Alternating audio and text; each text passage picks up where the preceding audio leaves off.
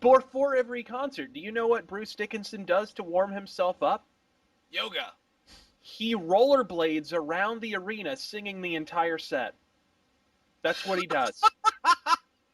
He rollerblades around the arena. I would pay just to see that. Dude, if Maiden comes to town, go down to the arena and just hang out.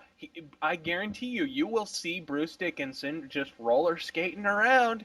And Dude, I swear to you, I'm picturing him with like a helmet and shin splints and elbow and knee pads going, a brave new world, brave, just over and again. You know, since we're on a big heavy Maiden topic right now, how have you not weighed in on this, Sainted? Because I'm waiting for my chance to come wading in with another band that I think, well, it influenced my metal taste, and that was Tigers of Pantang? no, Motorhead. Oh yeah, yeah, Motorhead's pretty important. Motorhead's an important band in my life, and it was one of the bands that that actually genuinely got me into metal. So. Well, they're just, and they're hugely influential. And what a lot of people don't realize is they're not second wave. They're not new wave of British heavy metal. They're first wave. They started in 1975. Yep. They've been around a long time, and they influence speed metal tremendously. They influence thrash metal tremendously. Black metal. Bathory, Quorthon was he was a huge Motorhead fan, and so was Venom. And so without Motörhead, there's no black metal, and by association, there's no death metal, and there's no doom metal, and whatever you want to. So all those extreme subgenres would not exist without Motörhead. Oh, not at all, absolutely. And also, everyone, for the fuck of God, there is other songs other than Ace of Spades. Don't discount the Ace of Spades. There is nothing wrong with the Ace of Spades. Oh, there is nothing wrong with it. People have played that song to death, and it still fucking works. Not like Enter Sandman or anything. No. Yeah. I'm not discounting the song. I'm not. I am not taking any points away from it. Are you just telling him to step outside of that and... Yes, because no idea how many fucking times I have come across motherfuckers, and it's not just Motörhead, keep in mind, but this is just an example. How many times I'm just like, yeah, Motörhead, and they're just like, oh yeah, Ace of Spades. I'm like, yeah, Motörhead, please tell me some more. And they're like, oh, that's the only one I heard on the radio. So then I just want to blow up. Yeah, there's so many so-called Motörhead fans that only own the first 4 albums.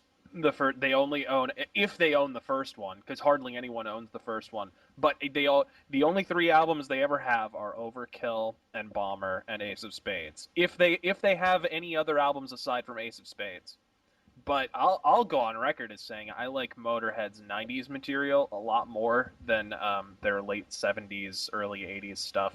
I think like Sacrifice is my favorite Motörhead record, and it's so heavy. It's basically Motörhead doing thrash, and it's fantastic. They have the best drummer on the planet, Mickey D, playing drums on that record, and you really can't go wrong with 90s Motörhead. We Are Motörhead's a fantastic album. March or Die is definitely on the weaker side. Dude, I for me, best album from them, Orgasmatron. Orgasmatron's fantastic too. Dude, And that shit is fucking awesome, and I'm still pissed at my fucking shirt of that exact album because that's a wicked album cover. That shirt got fucking jacked quite a few years ago, and I still haven't gotten a new one. Yeah, and I remember when I used to care about that sort of thing. That's the thing about Motörhead. You always hear about Motörhead that they play the same song over and over again. That it's everything sounds the same. That is not true at all. It's not true. Yeah. They've done everything from speed metal to they did progressive. If that's the case, then you'd have to say that every Led Zeppelin song sounds the same. Well, yeah, and that's the thing. Like, and they all do in a way because that's called having style. But Motörhead has had a lot of different styles. Like I said, they did prog metal on Another Perfect Day. They did thrash on Sacrifice. And more recently, they did blues. I mean, it's just, they do a lot of different shit. Yeah, they like you've just mentioned, they are quite they're multi-talented as well as they're not just stuck to one genre. So I mean, just think about it. They were old when we were kids, and they're still fucking doing it. Exactly. Yeah. Have you? What do you think of that rewrite of Ace of Spades when they did it for that bloody liquor advert? That was fine. I really enjoyed that. I thought it was a... Motorhead can do no wrong as far as I'm concerned. I don't know. You had a discussion a while back about them doing wrong. Well, okay, we'll say aside from March or Die, Motorhead can do no wrong. And really, there's good songs even on March or Die. Well, I'd say for me, my favorite Motorhead album is Bastards. Oh, great record. That's just a fantastic record. I love it all the way through. Because I love the first few albums, and Ace of Spades, of course, is a classic. But Bastards is the one that does it for me because it's, Lemmy sings, and it's interesting. It's kind of like listening to a harmonica sing. There's a few overtones that maybe shouldn't be in there, but it's forgivable because, well, after all, it's a harmonica and it's an old one. But to think that Motorhead is from '75, and you think of the distance between Motorhead and Metallica, '75 to '81, 6 years. But and that's the thing. They've released heavier albums than Metallica. They have. By fucking far. When you think of Motorhead versus Metallica, you think of Metallica being a much newer band than Motorhead. Motorhead is one of the old bands, but you realize that's only because between '75 and '81, metal was really slow. Yeah. There was Motorhead, there was Venom, there was. Well, and then there was the new wave of British heavy metal, but that was a lot of bands at once. Yeah, and that happened more in 1988 and '81. Yeah. That's when it really exploded.